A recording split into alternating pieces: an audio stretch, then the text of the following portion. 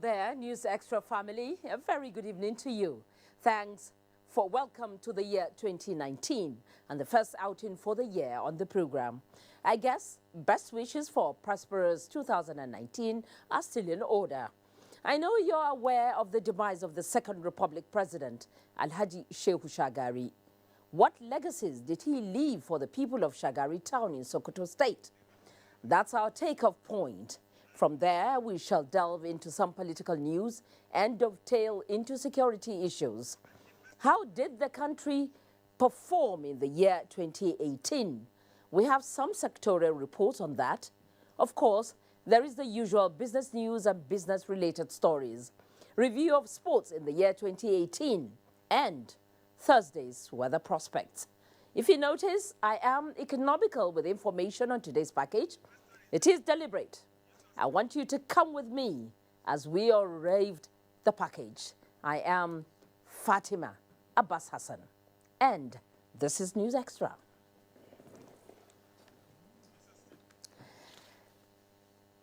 Now, can you think of any African leader? Okay, let me take you to our first story for the day. The demise of Nigeria's Second Republic president took many Nigerians by surprise. For the people of Shagari town in Sokoto State, it is a loss that will continue to ache for a long time. And they will be remembering him, courtesy of the legacies he bequeathed on them. Muhammad Nasser was at Shagari town and now tells us about it. Where former President Shehu Shagari lived with people at his personal residence in Shagari town when he was alive, but now they were receiving condolence over his demise. The late Second Republic President has been described as a man of humility and God-fearing, who, despite the positions he held, lived in his personal residence amid his neighbors, most of whom are poor. In the town, there is a modern house constructed for him free by the Coopers Construction Company in 1981, but the former president has never spent a night in the house. He only comes sometimes in the evening to spend some hours and go back to his personal residence. Currently, the house is being used by common villagers to serve as shelter to them.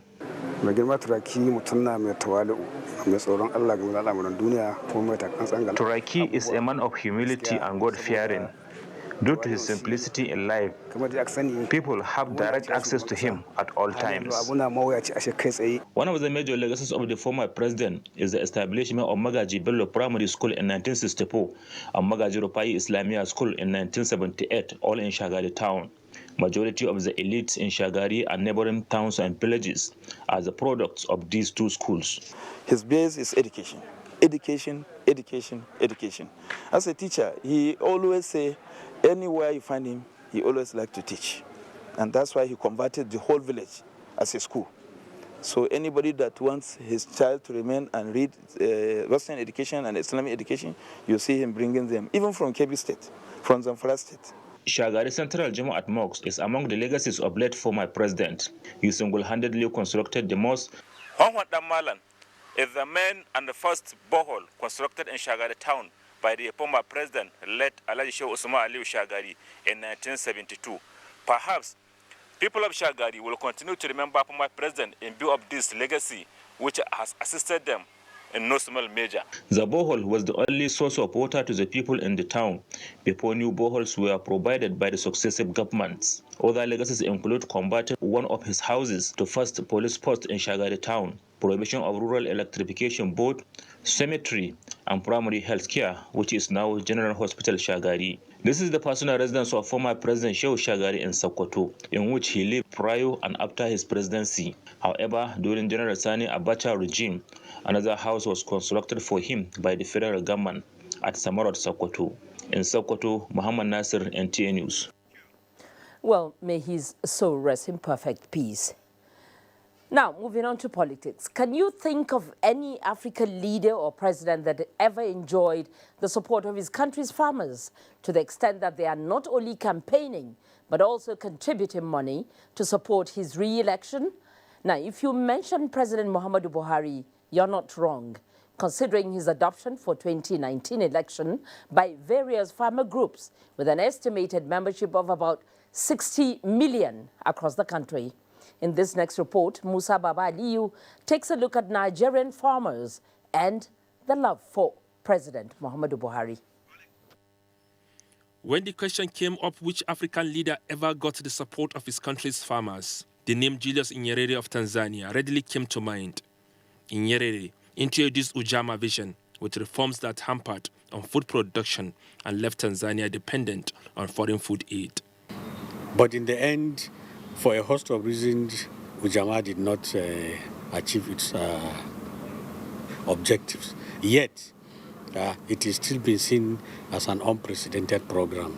Ujamaa was rejected by a significant fraction of the population, unlike the policy and programs of the Buhari-led administration that is gradually unlocking all the bottlenecks and challenges affecting agriculture in Nigeria. Today, we are on track to achieving an inclusive and diversified society. The rural farmers are key contributors to our economic growth. Today, agriculture is a professional sector and not a charitable undertaking. 3 years into the administration, the agriculture sector of the economy is taking shape towards becoming a major foreign exchange earner for the country. This is based on the records of the Central Bank of Nigeria and that of the National Bureau of Statistics.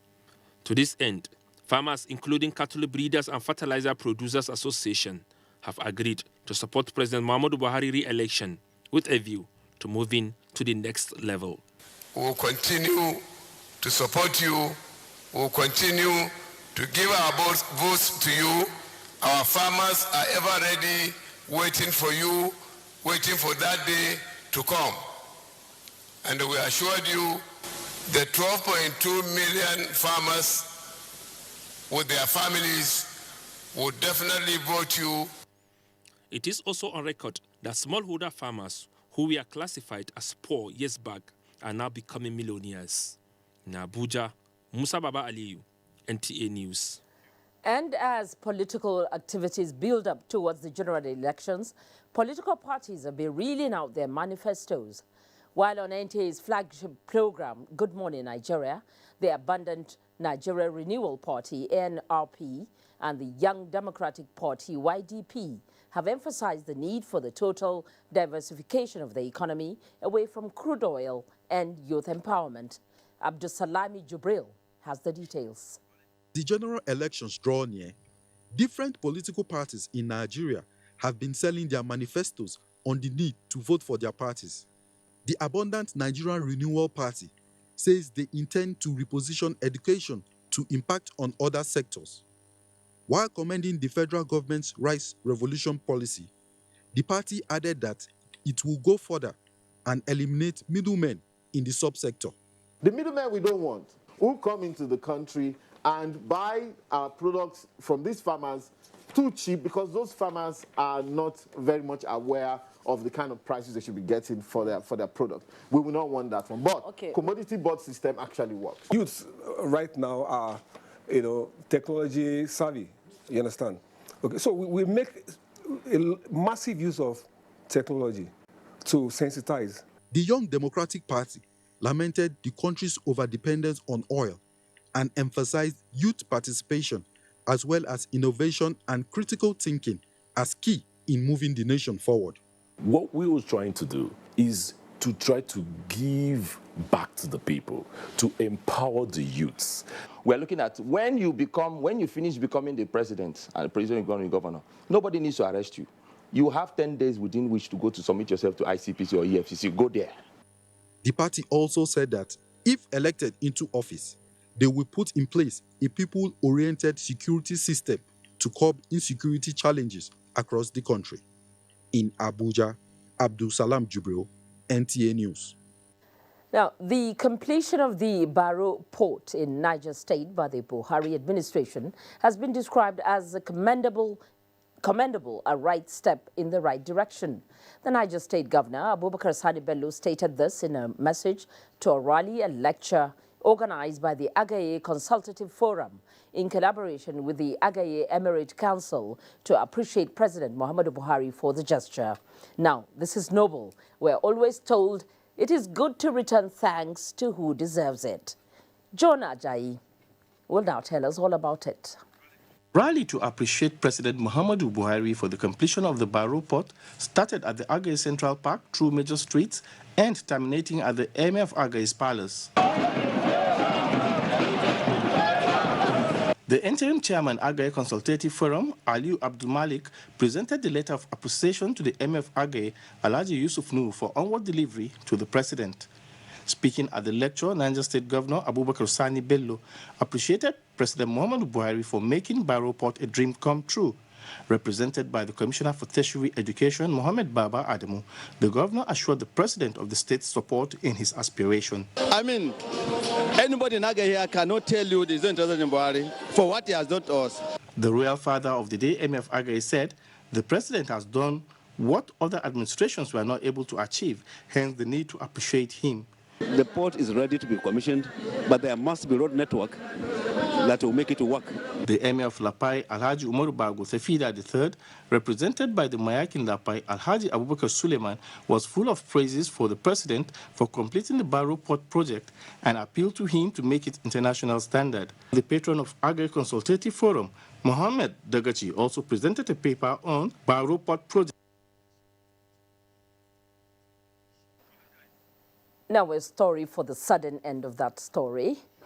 Now, for President Muhammadu Buhari, the performance of his government in its first term might just be the rallying point for the support he is receiving for his re-election next month. For his second term bid lending credence to this is the donation of buses by the Ogun State Governor, Ibikule Amosu, to local government areas and senatorial districts of the state to help mobilize the electorate for the re-election of the president. Lekon Agbonde witnessed the presentation of the 42 buses in Abeokuta and now reports. The distribution was in fulfillment of the promise made by the governor, Ibikule Amosun, to vigorously campaign for President Muhammadu Buhari across the 236 wards in the state.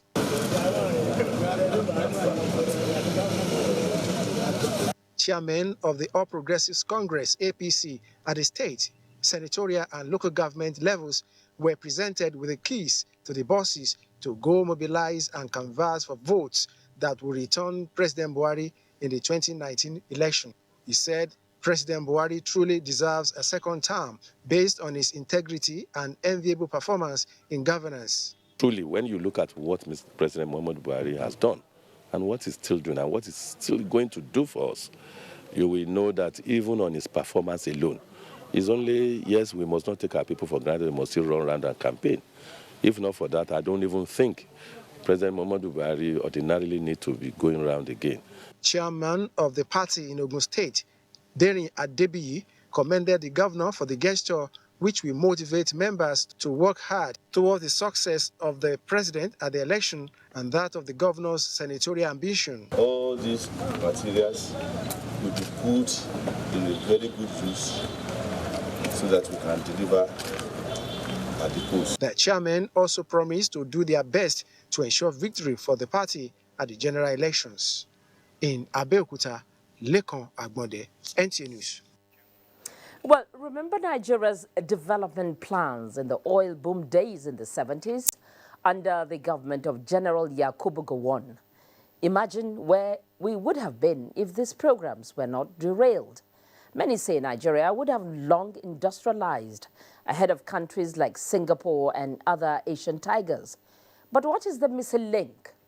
Is Nigeria now on track with the various economic programs articulated by the present administration?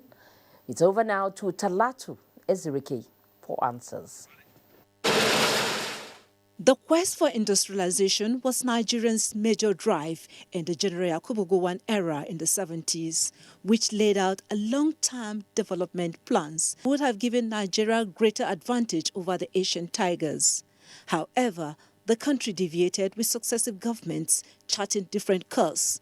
The consequences are the collapse of the railways, airlines, and disappearance of the groundnut pyramid and other agricultural produce that were the backbone of Nigeria's economy. The naira that was stronger than the American dollars became weak, paving way for brain drain. Efforts to reverse the decline by successive governments gave birth to different economic programs.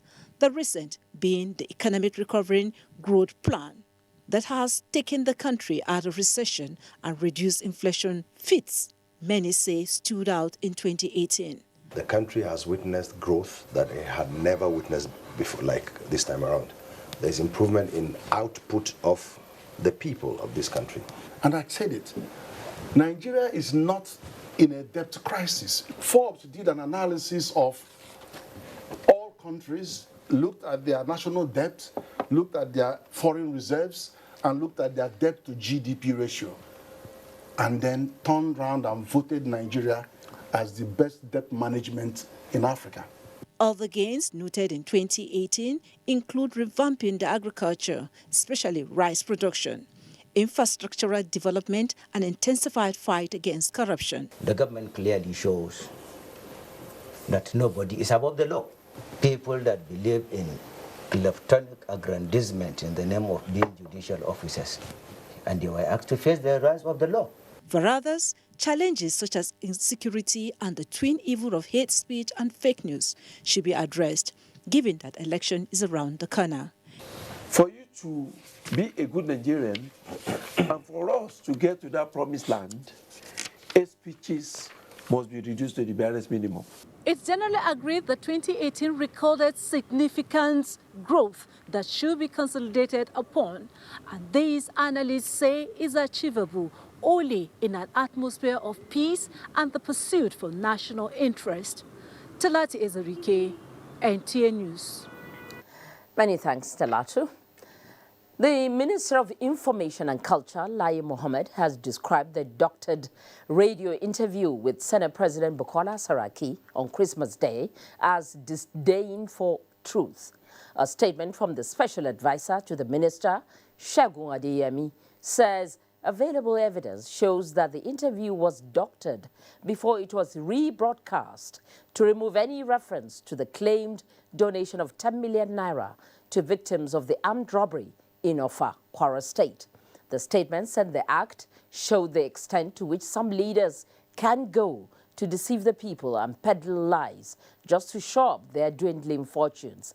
The minister in the statement challenged the Senate President to answer whether he did not say the money in the vault was 7 million and that he dropped 10 million. Secondly, did he actually drop money on that occasion? And thirdly, did he or did he not doctor the original broadcast? The statement said in 6 weeks' time, the people of Kwara will answer the question on who is really on ground in the state. Power sector RIN review. That's the outlook when we return in just a moment. Stay with us. You know, from day one, Globe makes life easier. They brought us per second billing, unbelievable data packages, and even an optic fiber cable to make sure we optimize. There are two things in our lives we depend on: the communication and information, voice and data. Whether you sell, buy, learn, teach, serve, or lead, it really comes down to those two things, voice or data. Today's world is all about you. You want what you want, how you want it, and Glow delivers. The freedom to use voice and data the way you like on every recharge. Easy. Glow Yakata. Recharge 100 naira and get 2,200 naira. Minimum 500 naira to call all networks and 10 friends and family. Plus all the data you need. Up to 6 gigabytes. Buy a Glow SIM or dial *220# to migrate. Glow, Grandmasters of Data. President Muhammadu Buhari will be inaugurating the Women and Youth Presidential Campaign Team, which will complement the activities of the recently constituted Presidential Campaign Council. Date, Thursday, 3rd January 2019. Venue, Banquet Hall, State House. Time, 2 p.m. Members are to be seated by 1:30 p.m. Dr. Hajj Sani, Administrative Secretary, Women and Youth Presidential Campaign Team. Announcer. Since 1971, Nigeria's foremost human capital development institution, the Industrial Training Fund, ITF, has been at the forefront of equipping Nigerians with skills for national growth. Today's ITF has repositioned and refocused its programs, forging new partnerships locally and internationally to effectively deliver on its mandate. With 37 area offices and 5 industrial skills training centers across the country, ITF is pushing to reduce unemployment by providing relevant technical and vocational skills for employability and entrepreneurship in diverse trades and crafts. Whether you're a public or private organization seeking to improve the skills of your personnel or an individual looking to acquire skills that will increase your chances of employment or even to help start your own business, today's ITF has a program for you. Speak to us today. Contact our area offices nationwide or visit our website www.itf.gov.ng. ITF, developing the nation's human resource. Politics, democratically, affords a level playing field for everyone who carries the will and courage to lead a people in the right direction. I wish to call on women to go and spread the good news and accomplishment of the present administration. Women inevitably are the right source to pave this path that can bring good governance, structural stability, rapid economic growth, and basic human rights to all its citizenry. There is no better time than now to experience their prowess in this era, when women all over the world are showing that they have the right tools to build a nation. The Buhari-led administration and APC have aligned with its purpose to involve women with the right vision. The idea is not just for participation, but inclusive participation. We can exert more power than we would have individually in garnering the majority of registered women and youth voters to vote for the Buhari-Osinbajo team come 2019. This is what change is all about. This is the vision of the All Progressives Congress. This is for a new Nigeria. The Honorable Minister of Health, Professor Isaac F. Adewale, cordially invites the leadership of the National Assembly, State and House Committees on Health, 36 state governors, all members of the Federal Executive Council, all commissioners for health from the 36 states of the Federation, Secretary of Health, FCT, stakeholders and development partners, to the official launch of the National Strategic Health Development Plan, the Basic Healthcare Provision Fund, and the disbursement of funds to exemplary performing states and the Saving 1 Million Lives program for result by His Excellency Muhammadu Buhari, President, Federal Republic of Nigeria. Date, 8 January 2019. Venue, Banquet Hall, State House Presidential Villa, Abuja. Time 10 a.m. prompt. Abdulaziz Abdullahi, Permanent Secretary, Announcer. If you want a great Nigeria with a greater future, with hope and strength, election 2019 is here. It's our only hope. Election for a greater tomorrow. Election for a better Nigeria. Election 2019 is here. Good people of Nigeria, the general elections are here again. Be good Nigerians. Let's do what is right. Do not sell your vote. Do not buy anybody's vote. Vote buying and selling amount to bribery. They are criminal acts and election malpractices. Offenders will be arrested, prosecuted, and jailed. So vote according to your conscience. Shun all forms of election malpractices. Vote for the candidate of your choice. This message is from the Independent National Electoral Commission, INEC. INEC, making your votes count, consolidating our democracy. For a better Nigeria, election 2019 is here. You're welcome back. It's too good to have you join us again on NTA News Extra tonight. Now, the year 2018 was a period in which Nigeria negotiated and secured various deals with investors to improve the infrastructure of electricity in the country. The aim is to move away from an import-dependent nation to the one which harnesses nature's abundant gift to support its development. Usman Aliyu says this is the change taking place in the power sector, and the year 2018 has turned out to be the decisive year. Indeed, a change making generators to go silent and the energy to power it reserved for another viable ventures. Numerous policies and interventions by the federal government are succeeding in building investors' confidence. A first of its kind, Afam Fast Power, a mobile generating gas-fired plant in Port Harcourt, renewable energy projects in the north are significant achievements of the year 2018. There is a joke in some towns in northern Nigeria about the weather being so harsh that at a maximum temperature, all you need for a cup of tea is just a water in the sun, sugar and tea bag. And so for that, in 2018, the federal government secured investments for the development of solar energy in northern Nigeria.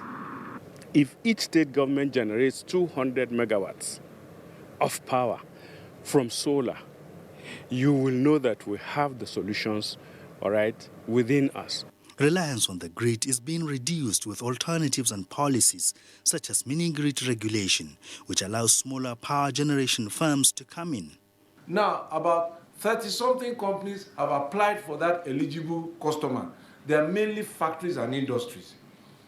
And they are connecting directly to their generation companies, saying, let's take our power direct, and they are going to TCN, carry the power to us, and we have told NEC, the disco that is affected by such a customer moving to a GENCO, put in a price compensation for him.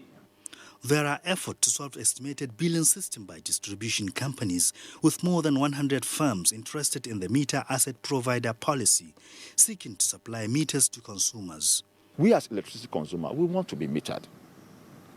We've had what they call the MAP, which allows us to, not even MAP, the CAPME, which allows us to advance money into the power utility company. The year 2018 built in high hopes and great expectations, not only for improved supply to homes, but also industrial power. There is adequate survey, feasibility report that was conducted by the World Bank, funded by the World Bank, that the quantity of coal that we have in Nigeria has the capacity to power the whole of Africa. With the landmarks achieved in power generation, transmission and distribution in 2018, it is expected that the completion of more power infrastructure and commitment shown by key players in the sector, Nigerians should look forward to a 2019 that will even be better. In Abuja, Usman Aliu, NTA News. And looking at the health sector now, a healthy nation is indeed a wealthy nation. How healthy is Nigeria then? A peep into the Nigerian health in 2018 gives a picture of the good, the bad and the ugly. The inclusion of the 1% Consolidated Revenue Fund into the 2018 budget for basic health care provision and its rolling over into the 2019 budget raises a lot of hope of better days ahead for the sector. In this next report, Rabi Abdallah takes us through the high and low points, successes and failures of the health sector in the year 2018. The Nigerian health sector, no doubt, had a lot of positives going for it in 2018. A major high point of the year under review is the inclusion of the Basic Health Provision Fund in the 2018 budget, such to be to the advantage of the over 90% of Nigerians not captured by the National Health Insurance Scheme. That's probably not different from, the bureaucracy in government in releasing funds. This money has been budgeted for. Why not release it? Because it's supposed to cover for, healthcare for some of the poorest people in our communities. However, 55 billion was budgeted for in 2018. It's not been released. 51 billion has been budgeted for in 2019. So that means that in 2019, we'll have about 106 billion as part of the CRF, the Basic Healthcare Provision Fund. So this is the time for people and for CSOs, everybody to begin to push government now at the federal level. The launch of the Patient's Bill of Rights is to ensure protection for patients' rights as they seek health care. The sweet codeine expose into Nigeria's deadly cough syrup trade. The ban on the importation and production of codeine-related drugs in the country, and the subsequent constitution of 2 committees on drug abuse mark the federal government's declaration of war against the societal evil. Response to public health emergencies in the country was put to test by the outbreak of different diseases.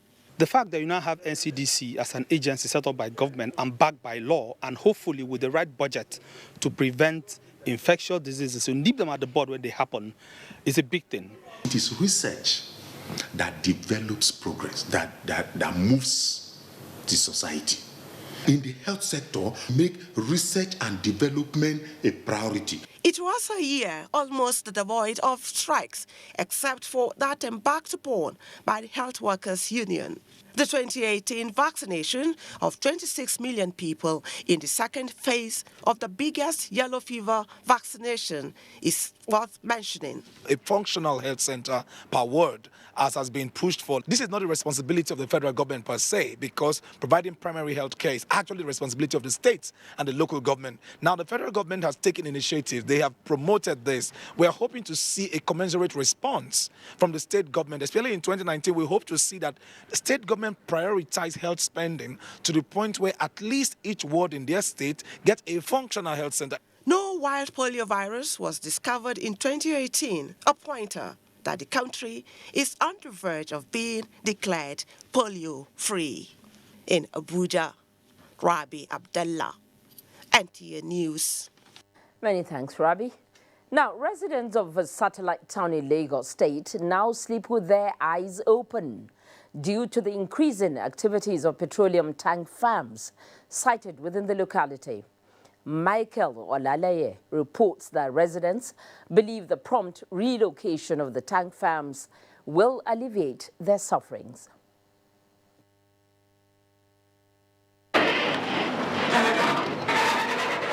Along this endless queue of trailers and tankers, residents of Satellite Town negotiate passage to their places of abode every day. It is an experience with attendant psychological trauma that the next seconds could be disastrous. The bone of contention is the tank farm. There are 12 of them spread across residential houses in Satellite Town, Ojo local government area of Lagos, stretching from Alakija to Abuliado along Badagry Expressway to the waterside. Satellite Town has a population of close to 200,000 people, according to the local government, and many of them will not forget the Jegun Tank Fire Farm, which occurred last year. Hence, the apprehension boldly written on their faces as they patiently watch how the tankers pass through to load petroleum products every day. Business, of course, is gone down. What we used to experience as patronage, we don't get anymore. Sometimes we say 3 hours just from this place you're standing to that junction. The issue of death recording is almost daily basis now. The tanker drivers, they drive recklessly. We should be mindful of certain factors when approving for locations, certain facilities. This one has been a burden on this community. The roads are caving in due to pressure from heavy-duty vehicles, while the environment is becoming unsafe for habitation. You could have explosions, and of course, being a residential area means that you could have a lot of casualties, but really could have been avoided. And secondly is the long-term thing, whereby the petroleum itself could seep into the environment, which means you get damage to the soil, and perhaps faster danger comes from the pollution of water around there. The Ministry of Environment is vested with the responsibility of promoting safe and healthy environment, but effort to speak with the commissioner proves abortive. Apart from Satellite Town, there are 37 other tank farms in the Apapa axis of Lagos State. In Lagos, Michael Olalaye, NT News. Now, the year 2018 has been eventful in the country's fight against corruption. Some people with itchy fingers, irrespective of their status, are cooling their heels in various prisons in the country. In this next report, Dele Atumbi takes a look at the impact of the country's historic fight on corruption in the year 2018. Nigeria is one of the West African countries blessed with abundant human and natural resources that, if properly harnessed, puts the country in good stead in meeting the needs of the citizens. However, despite our abundant human capital and natural resources, Nigeria is still unable to provide the basic needs for the citizenry. This development has been attributed to corruption, which has crept into the country's national life with its attendant consequences. The impact of corruption on the country's socio-economic and political development includes poor service delivery, infrastructural deficit, lack of good medical care leading to medical tourism, lack of good schools, pervasive dehumanizing poverty among the people, as well as capital flight resulting in unemployment of the teeming youths. It is in the light of these that on assumption of duty in 2015, President Muhammadu Buhari promised to tackle corruption headlong. One thing is clear. With the convictions of two former governors, one of whom was a sitting senator in 2018, the law is on the side of the people in the anti-corruption war. The evolution of Executive Orders 4 and 6 in 2018 is the declaration of national emergency on corruption. I think the government of General Muhammadu Buhari means well to fight corruption. And the chairman of the commission is doing his best. That is Ibrahim Magu. However, I still believe there is a room for improvement. It's quite commendable.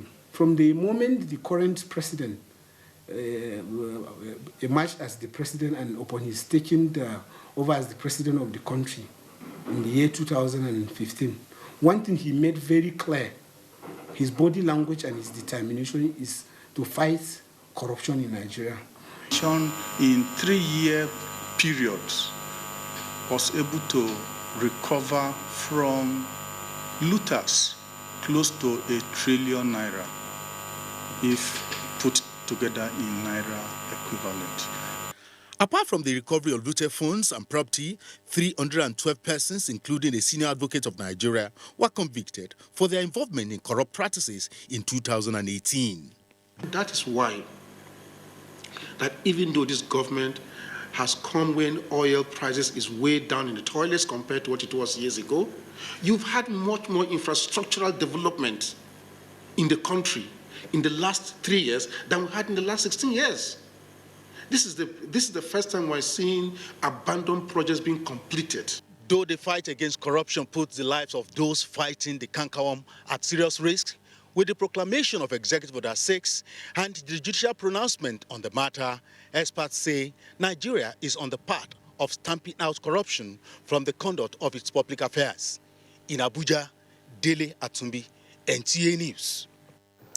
In the meantime, the Buhari Media Organization, BMO, has advised Senator representing Kogi West Senatorial District, Dino Melaye, to end the siege on his home by turning himself in to the operatives.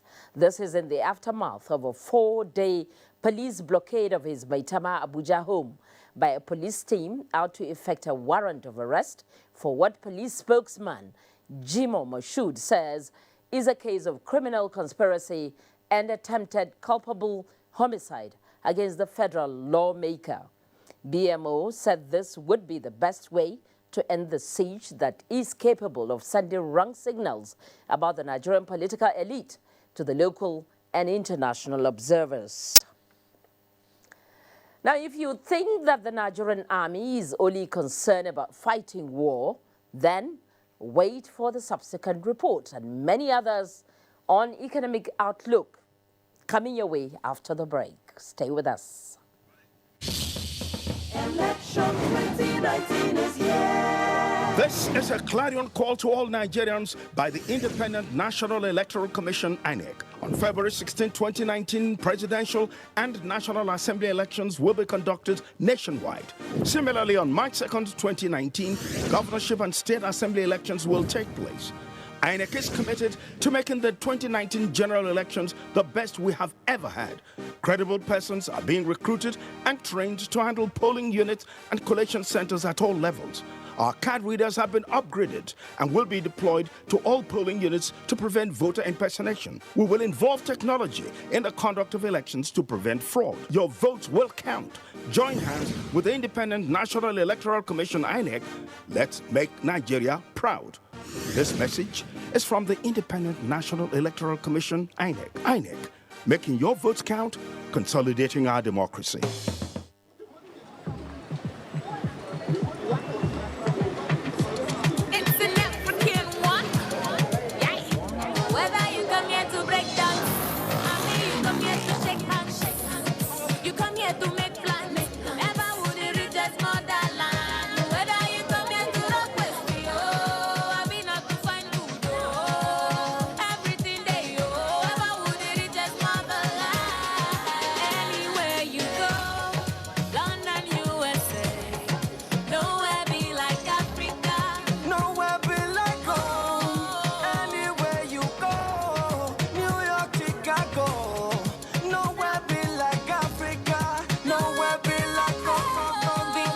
This festive season, there's no place like home.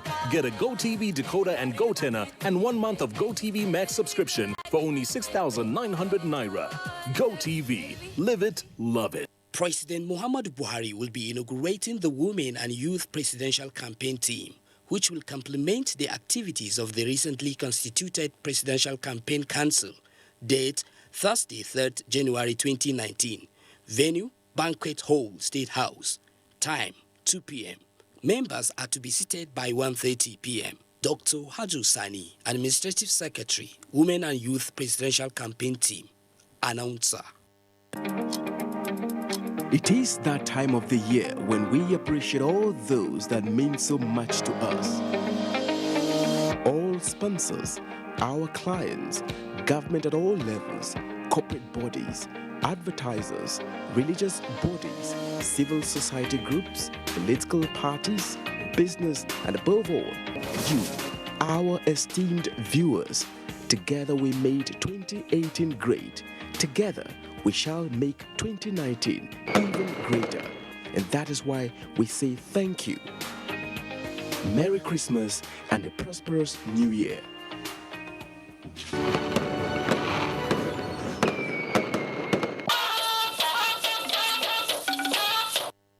This is NTA News Extra, reaching you live from NTA Network News Studios. Now, economic experts have attributed the relative economic growth achieved in the year 2018 to the determination and strong will of the federal government to accelerate economic recovery and growth through economic policies. Abolade Salami, in this next report, examines various economic incidences that shaped the sector in 2018. The year 2018 began on a good footing economically following the exit of the country from recession in second quarter of 2017. During the first and second quarter of 2018, the country recorded an appreciable economic improvement engendered by increased business activities, rising oil prices in the global market, increased oil output, stability in the foreign exchange markets, and decline in the inflation figures. The macroeconomic indicators in third quarter of 2018 in a survey by the National Bureau of Statistics shows that the gross domestic product witnessed a marginal improvement of 1.8%, while the nation's foreign reserve stood at $43 billion. In 2018, there were quite a number of economic policies that shaped the economy as a whole and contributed to the pathway towards recovery, growth, and development. The policy on agriculture was quite instructive. Those policies helped to reshape the entire economic landscape. We have seen our economy slowly consolidate its recovery from economic recession. We must understand that there is still much work to be done to consolidate our gains and work harder not to slip back into recession. Agriculture in the year under review maintained a consistent growth, thereby contributing over 29% to the nation's GDP in third quarter of 2018, as the Central Bank of Nigeria retained a monetary policy rate at 14%. Well, 2018, the performance has not been too bad. We have sustained growth. we have sustained reduction in inflation. And of course, when you have a recession, unemployment follows. So the unemployment figure we are having is not strange. Experts expressed optimism of an improved economic performance in 2019, with a call on the government to map out strategies at resolving the unemployment rates as well as infrastructure deficits. In Lagos. Well, again, let's join Bolade Salami in our Lagos studio live for happenings on the business segment. Fatima, good evening and welcome to Business News. The economic growth rate recorded in some key non-oil sector of the economy in 2018 can be improved upon, going by the determination of the federal government to develop these sectors. Former President, Chartered Institute of Bankers of Nigeria, Professor Shehu Ajibola, in an exclusive interview with NTS Business News, said the initiative introduced into the agricultural sector resulted in a significant boost of the sector to the nation's GDP.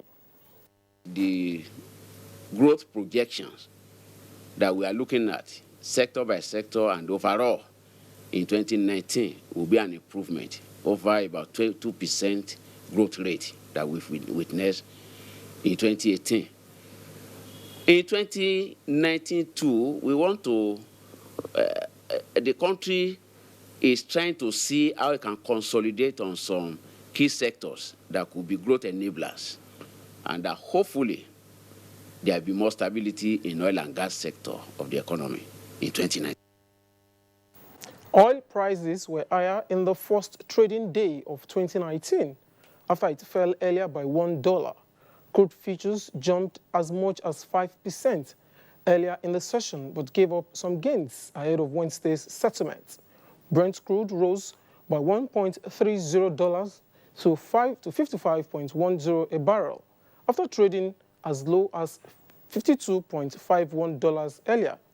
U.S. crude rose by $1.22 to $46.63. And our two stock markets. NSE Osha Index dipped by 1.15% at the start of 2019 trading. Details in our stock market reports. Day in the year 2019 began on a negative note, depreciating by 1.15% to close the all-share index at 31,070.06 basis points. Volume of shares were 214 million, valued at 1.56 billion naira, which exchanged hands in 2,856 deals, and a market capitalization of 11.58 trillion naira. On the gainers chart, Julius Berger, International Breweries and Custodian, led the table by 9.95%, 3.28%, and 7.96% respectively, while Nestle, Nigeria Breweries, and Dangote Cement topped the losers table by 0.67%, 8.42%, and 1.95% respectively. And that's a wrap on Business News. News Extra continues with Fatima in Abuja. Good evening. Thank you, Obalade. Now, what will come to your mind if you hear that the Nigerian Army has inaugurated an international livestock market? Yeah, livestock market. Well, I assure you that everyone knows their constitutional role of defending the nation's territorial integrity.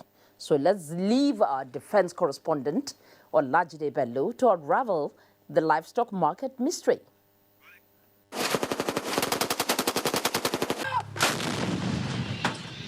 They carry guns, fire cannons, and have been displaying professionalism and gallantry in discharging their duties. They also go the extra mile by paying the supreme price for keeping the nation together. What motivated the army to dabble into livestock? One of the main reasons that informed the establishment of this international livestock market was the desire to generate employment for dependents of Nigerian Army personnel in accordance with the objectives of the Barro's Investment Initiative Program. I therefore urge dependents of Nigerian Army personnel to exploit the opportunities presented by the establishment of this livestock market to be gainfully employed in order to contribute to the economic well-being of their families. In addition to enhancing the economic well-being of dependents of Nigerian Army personnel, this market was also initiated to foster a good relationship between the Nigerian Army and the civil populace residing in Anagada and Everons, as well as Abuja as a whole. For you. I want to thank you for establishing this market. I want to thank our community by giving the land successfully without change of this. What is in it for the military? Is aimed at leveraging Nigerian Army resources to complement federal government's efforts at providing qualitative welfare services for Nigerian Army personnel.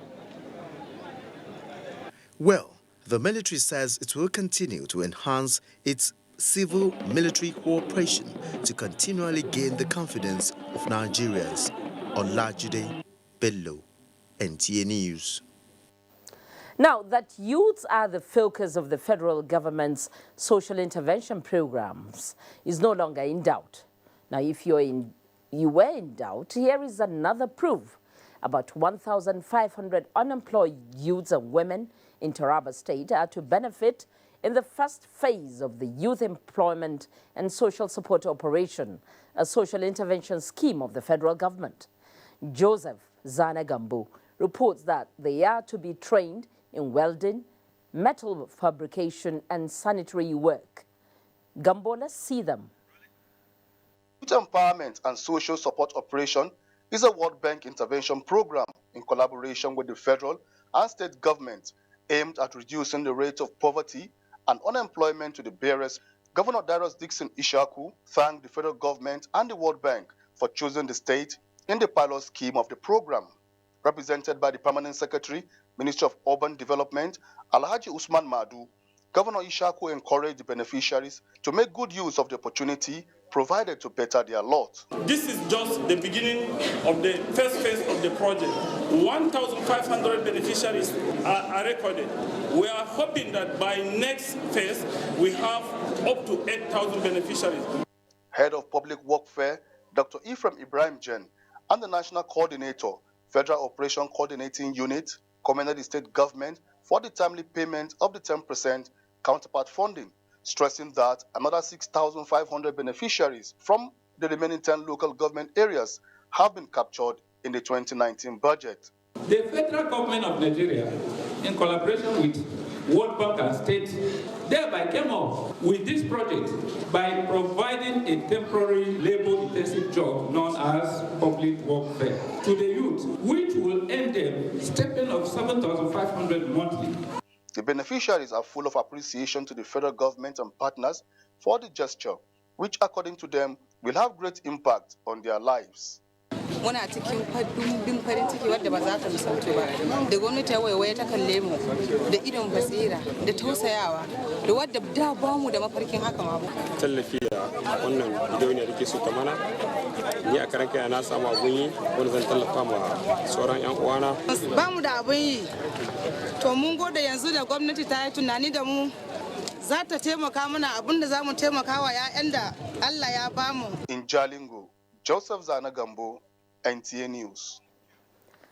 Now, records have shown that youths who embraced rice production are also making money through seeds production. Our correspondent, Musa Babaliu, came across some of these youths in the eastern part of the country and filed this report.